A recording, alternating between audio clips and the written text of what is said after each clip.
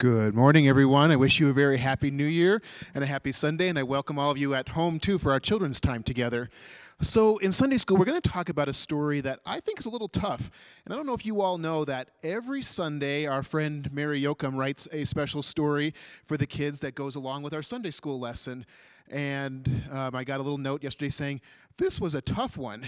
And I said, I agree, this was a tough one. And so we have to talk a little bit about, they use a fancy word in the Bible story today. They keep referring to the word, and so the word several times. And they say some other churchy words too, like grace, but it describes Jesus as the word. And so that made me think a little bit about that. And so I wonder, have any of you ever heard these phrases?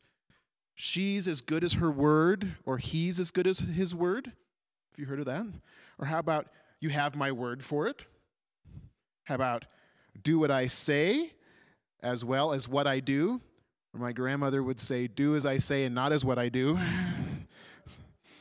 Actions speak louder than words.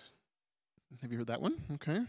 How about, in response to words, somebody says, prove it. Has anybody ever said that before? Prove it? Yeah, I think so. And how about this one? He's all words and no action.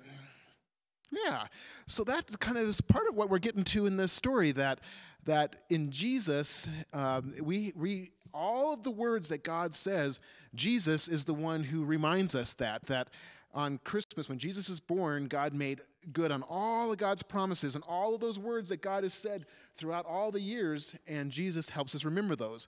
God's promise to share God's love with everyone, God's promise to forgive us and remind us to forgive others. All of these words come together on Christmas Day with Jesus' birth. And so that's what we're talking about when the Bible describes Jesus as the Word. And I think in this case, Jesus is as good as his word, right?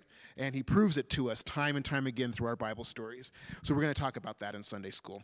Will you all say a prayer together with me? Dear God, thank you for sending Jesus to live with us. You give us grace to let us try again when things go wrong. You teach us what truth is really about. Amen. I wish all of you a good week, and I'll see those of you for Sunday school online in just a couple of minutes. Thanks, everybody.